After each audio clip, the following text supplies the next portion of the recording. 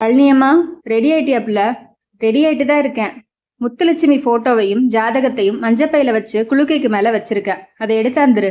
ஆகட்டும் அம்மா. பழனி அம்மாவும் குழந்தை ஆர்த்தியும் அமர்க்கலமாக ட்ரெஸ் அணிந்து பழனிவேலு சொன்ன மஞ்சப்பையும் எடுத்துக்கொண்டு வெளியே வந்தனர். இது என்ன புள்ள மேக்கப்பு? பீரோல இருந்த அம்புட்டு நகையையும் அப்பிக்கிட்டு நிக்குத. நம்ம பட்டணம் போறோம்ல, அதான். பீரோவுல ஐத்த பாம்படம் இருக்கும்ல, அத்தையும் எடுத்து போட்டுக்கோ. பட்டணத்துல எல்லாரும் ஒன்னதான் பாப்பாங்க. போமாமா, என்ன லூசுன்னு நினைச்சு புட்டியா? அத்தை அவங்க காலத்துல சோளத்தட்டைய ஒடிச்சு அதுக்குள்ள இருக்குத பெண்ட பிச்சு காது ஓட்டையில போட்டு பாம்படம் போடுறதுக்கு பெருசா வளர்த்தாக. அப்படி இருக்க நான் எப்படி காதுல போடுறதாம் என்று சிரித்த பழனி அம்மாள் தொடர்ந்தாள். அதான் 3 வருஷம் கல்லு வச்ச தோடும் சிமிக்கியும் போட்டுக்கிட்டேன். ஐத்தையோட 2 சர சங்கிலியும் என்னோட முகப்பு வச்ச 3 சர சங்கிலியும் பதக்க சங்கிலியும் ஒத்த கையில அவளு வளையலும் ஒத்த கையில நெளிவு வளையலும் போட்டேன்.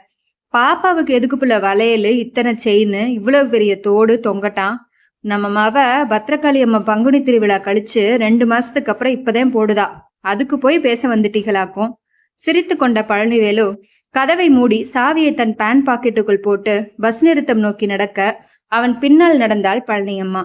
பழனிவேலு குழந்தையா இருந்த போதே அவன் தந்தை இறந்து விட அவன் தாய் பழனிவேலுவுடன் அவள் தம்பி வீட்டிலேயே செட்டில் ஆகியிருந்தாள். பழனிவேலுவின் படிக்காத தாய்மாமாதான் அவனை படிக்க வைத்து ஆசிரியராக்கியிருந்தார். அவர்கள் சொந்த கிராமத்திலேயே இப்போது தமிழ் ஆசிரியராக பணிபுரிகிறான். தாய்மாமாவுக்கு நன்றி கடனாகவே அவரது மூத்த மகள் பழனி அம்மாவை திருமணம் செய்து கொண்டான். பழனி அம்மா 3ஆம் வகுப்புக்கு மேல் செல்ல மறுத்துவிட்டாள். அவள் தங்கை முத்துலட்சுமி MSc B.Ed முடித்துவிட்டு தனியார் பள்ளியில் கணித ஆசிரியையாக பணிபுரிகிறாள். இன்னும் அவளுக்கு திருமணமாகவில்லை. ஒரு வரன் வீட்டார் விலாசம் கொடுத்து அந்த இடம் முத்துலட்சுமிக்கு சரியா இருக்குமா என பார்த்து வரும்படி அவனது மாமா கேட்டுக்கொண்டதால் பழனிவேலு பழனியம்மாள் தம்பதியினர் தங்கள் குழந்தை ஆர்த்தியுடன் மாப்பிள்ளை வீடு பார்த்து வர புறப்பட்டிருந்தனர். அந்த கடலோர நகரத்தின் கடற்கரை மெயின் ரோட்டில் கடலை பார்த்த வண்ணம் அமைந்திருந்த வீடுகளில் 4 வீடுகள் ஒரே மாதிரியான கட்டிட அமைப்பும் வண்ணமும் கொண்டிருந்தன. அதில் முதல் வீட்டின் அழைப்பு மணியை பழனிவேலு அழுத்த மாப்பிள்ளையின் தந்தை வேலுச்சாமி வாத்தியார் வெளியில் வந்தார். அவரிடம் தங்களை அறிமுகப்படுத்தி கொண்டான். பெண் வீட்டிலிருந்து வந்திருக்கின்றனர் என்பதை புரிந்து கொண்ட அவர் அவர்களை வரவேற்று சோஃபாவில் அமர வைத்தார். அவரது மனைவி காஃபி பலகாரம் கொடுத்து உபசரித்தாள். எங்க வீட்டுல எதுவானாலும் எங்க மூத்த பொண்ணு அமுதா சொல்றதுதான். பக்கத்து வீட்டுலதான் அவருக்கா, இந்தா கூப்பிடுதேன் என்று வேலுச்சாமி வாத்தியார் அமுதாவை அழைத்து வந்தார். அறிமுகப்படலம் முடிந்ததும் அமுதா பேச ஆரம்பித்தாள். சுற்றி வளைக்காமல் நேரடியாக விஷயத்துக்கு வந்தாள். சார், நானும் 2 தம்பிகளுன்னு எங்க அப்பாவுக்கு நாங்க 3 பிள்ளைங்க. எனக்கு ஒரு வீடு கொடுத்து 40 பவுன் நகை போட்டு பேங்க் ஆபீசருக்கு கல்யாணம் செய்து வச்சாங்க.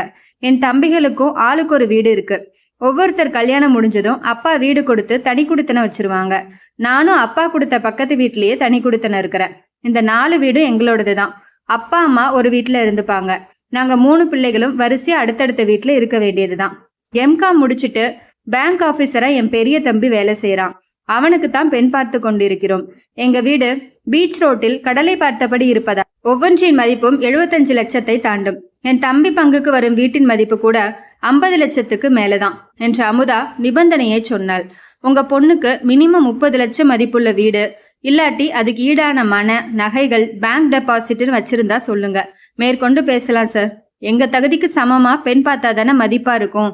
பழனியம்மா தன் வாய்மேல் கேள்விக்குறி போல் ஆள்காட்டி விரலை வைத்து, அட கொடுமையே, படிச்ச பொம்பளையா இப்படி தயவுதாட்சணை இல்லாம முகத்துல அரைஞ்சாப்புல பேசுதா என்று சன்னமான குரலில் சொல்ல பழனிவேலு காதில் அதில் பட்டதும் பேசாத என்று சைகை காட்டினான்.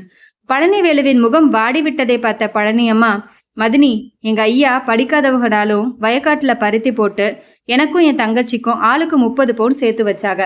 ஐயாவுக்கு 6 ஏக்கர் நிலம் இருக்கு. கல்யாண பந்தி வைக்குதாப்புல பெருசா ஓட்டு வீடு இருக்கு. ஆனா கிராமத்துல எங்க வீட்டையும் நிலத்தையும் வித்தா 1.5 லட்சம் கூட தேராது.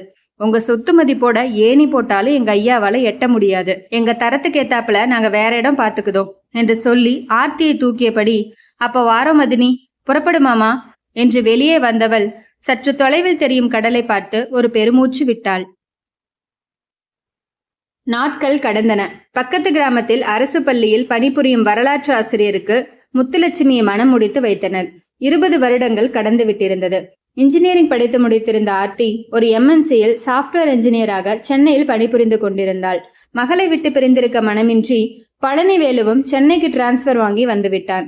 கிராமத்தை விட்டு வந்துவிட்டதால் சொந்த பந்தங்களின் தொடர்பும் கொஞ்சம் கொஞ்சமாய் குறைந்து போயிருந்தது. ஆர்த்திக்கு வரன் பார்க்க நியூஸ் பேப்பரில் மேட்ரிமோனியல் பகுதியில் விளம்பரம் கொடுத்திருந்தான்.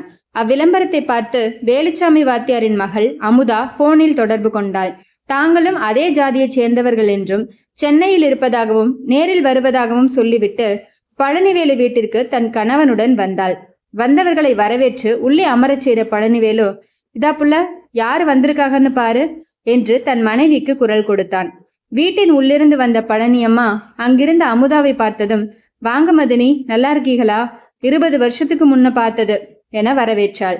இப்போதுதான் தான் யார் வீட்டிற்கு வந்திருக்கிறோம் என்று அமுதாவுக்கு புரிந்தது. சுதாரித்தவள், ஓ, எப்படி இருக்கீங்க? ரொம்ப சந்தோஷம். உங்க பொண்ணதான் பார்க்க வந்திருக்கிறோமா என்றாள். பழனிவேலு முகத்தில் ஆனந்த கலை கட்டியது. பலகாரம் கொண்டு வர மதினி, சாப்பிட்டுட்டு பேசலாம் என்றாள் பழனியம்மா. காஃபி பலகாரம் கொடுத்து ரொம்பவே உபசரித்தாள். குசல விசாரிப்புகள் முடிந்ததும் பேச ஆரம்பித்தாள் பழனியம்மா. மதினி, என் மவளுக்கு 100 பவுன் நகை சேர்த்து வச்சிருக்கோம். என் நகை 30 பவுனு, ஐத்த பாம்பட மட்டும் 11 பவுனு, ஐத்தையோட 2 சர சங்கிலி 5 பவுனு, என் பங்குக்கு வந்த அம்மா நகை 10 பவுன்னு இருக்கு. எங்க ஐயா என் பங்கா 3 ஏக்கர் நிலம் கொடுத்தாக.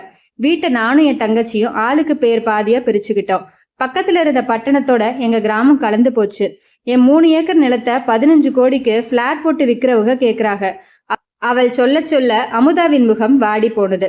உங்களுக்கு தெரியாதது ஒண்ணுமில்ல மதினி, 20 வருஷத்துக்கு முன்னால பவுன் 400 ரூபாவுக்கு வித்த தங்கம் இப்ப கிராமம் 3000 மேல இருக்கு.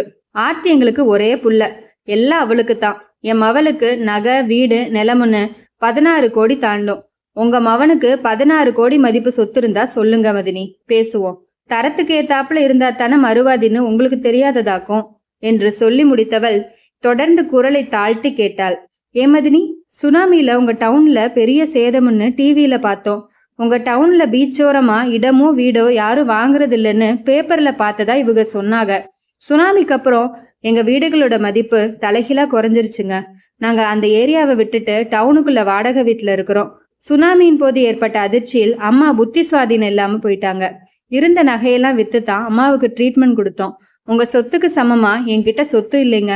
கலங்கிய குரலில் கூறிய அமுதா, சாரிங்க, உங்களை அன்னைக்கு மனநோக பேசிவிட்டேன். எங்க பையனுக்கு வேற இடத்துல பெண் பார்த்துக்கிறோம் என்று சொல்லிவிட்டு எழுந்தாள். மன்னிச்சுக்குங்க மதினி, உங்களை நோவடிக்கணும்னு இப்படி பேசல. உங்க தப்ப உணர்த்தணும்னு பேசிப்புட்டேன். தங்கத்தோட மதிப்பும் நிலத்தோட மதிப்பும் ஏறும் இறங்கும். அதை வச்சுதான் சம்பந்தம் பேசணுமாக்கும். அட, குடும்பம் நல்ல குடும்பமா, ஒழுக்கமானதா, படிப்பு உத்தியோகம் திறமை நல்லா இருக்கா, அதுக்கு மேல பிள்ளைகளுக்கு பிடிச்சிருக்கான்னு பாக்கணும். அதை விட்டுவிட்டு உங்களை மாதிரி பார்க்க கூடாது. உங்க மவனுக்கும் என் மவளுக்கும் பிடிச்சு போச்சுன்னா பிள்ளைக சொல்ற தேதியில கல்யாணத்தை வச்சுப்பிடுவோம் என்றாள் பட்டிக்காட்டு படிக்காத பழனியம்மாள். தன் தவறை உணர்ந்து தரையை பார்த்து முகத்தை தொங்க போட்ட வண்ணம் கூனி குறுகி நின்றாள் அமுதா. அட, சட்டு புட்டுன்னு போய் பையன் போட்டோவை கொடுத்தனுப்புங்க. இப்படியே நின்னுக்கிட்டு இருந்தா எப்படி மதினி என்று சிரித்தாள் பழனியம்மா. தன் மனைவியை நினைத்து பெருமைப்பட்டு கொண்டான் பழனிவேல்.